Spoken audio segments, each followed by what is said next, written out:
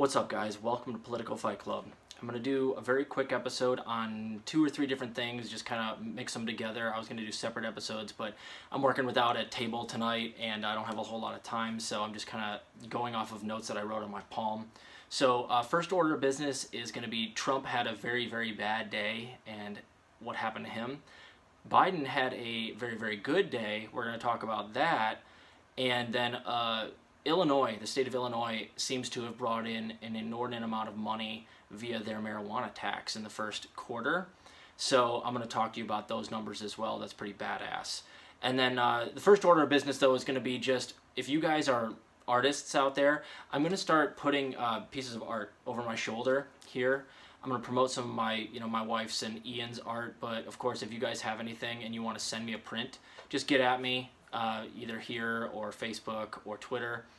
If it's kind of up my alley where it's, horror, dystopian fiction, cool stuff, cool movies, cult movies, just get at me. I'll put basically anything up there and give you a shout out. So beyond that, guys, Trump is the first thing I want to talk about here, and this is hilarious and kind of infuriating too. His Facebook ban was upheld yesterday, I believe. It might have been this morning. So like whatever the committee was that banned him from Facebook originally because of what happened on January 6th, they upheld that ban, and it was up in the air on whether or not that was going to be permanent or not.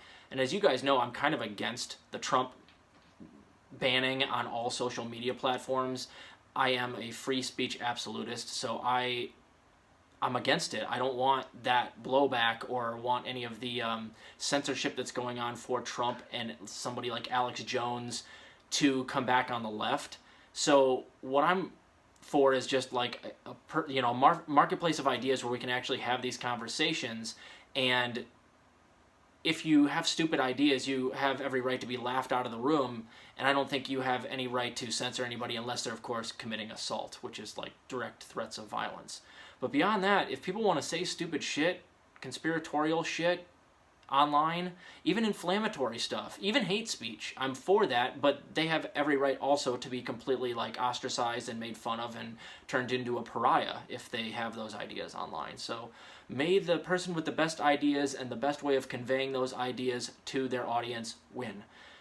So I am against the Twitter ban and the Facebook ban, but not at all surprised that Trump is not allowed back on those platforms. They're not going to let him. And I do worry about how this is going to blow back on the left. Even the YouTube CEO is now admitting that they censor all types of like lower news sites on YouTube, like this channel, for instance, that does the news basically daily, because we're not like a reputable source. I'm not a reputable source. But CNN, MSNBC, all those are the reputable sources in their algorithm, so they're always going to get promoted to the top, and they're going to become even more popular on YouTube than they ever have been. And they're wrong more than I am by a long shot on this show. So it's bogus. I am an absolutist on free speech. This is stupid. Let Trump have his goddamn Twitter and Facebook account back. For the love of God, it's stupid.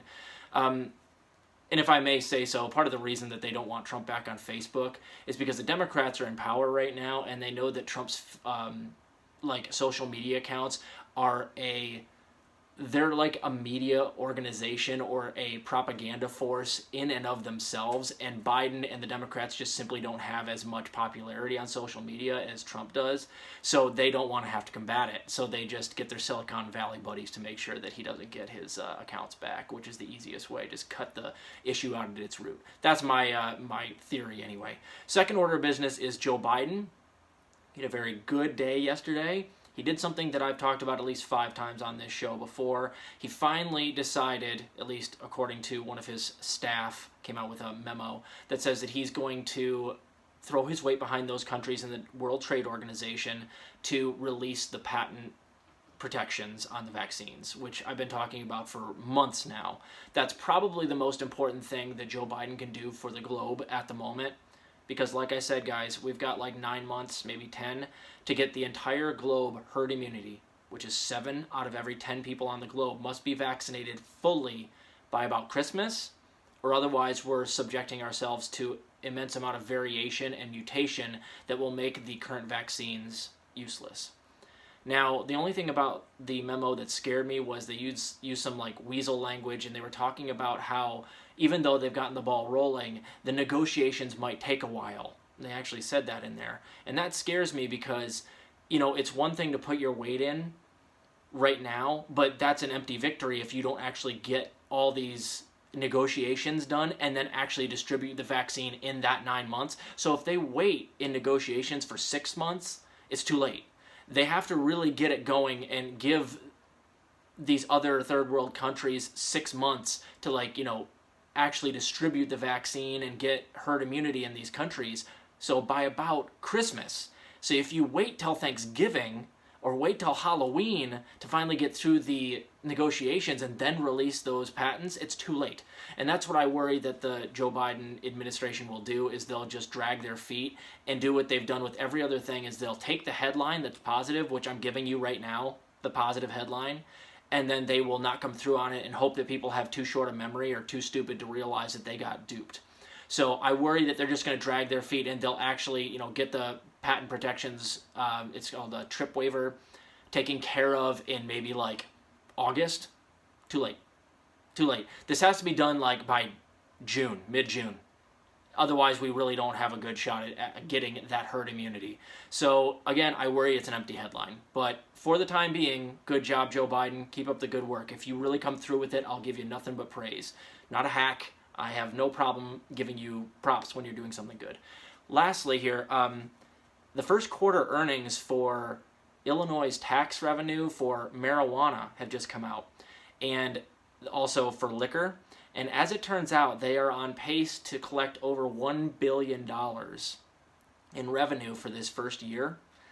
And I think the numbers were crazy, man. It was like $86 million over the last 2 months compared to for weed, and compared to like $72 million for alcohol.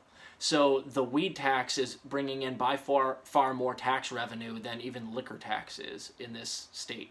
And Illinois traditionally, at least lately, has been like close to bankruptcy and not well run that way. So this is a huge boon for our state. But beyond that, guys, this is one of those things that you can point it out to other people in other states that don't have legalized weed right now. And even if they're conservative, where they're kind of culturally against weed, they might look at these numbers and go, well, I'm kind of against marijuana, but if you can bring in this kind of tax revenue and we can fix our roads, I think I'm going to get on board with legalizing weed simply for that alone.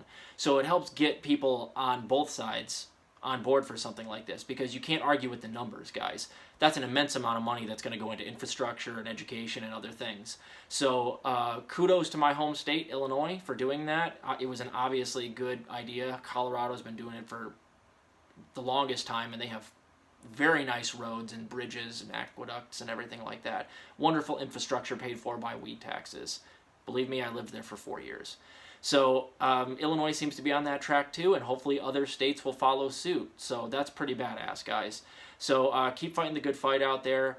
I will get you another episode in a day or two. I have some family coming into town, so probably going to be a little bit dormant for the next couple of days. But I'll get something to you, and I'll do the Jerks of the Week ASAP. Keep fighting the good fight. We'll see ya.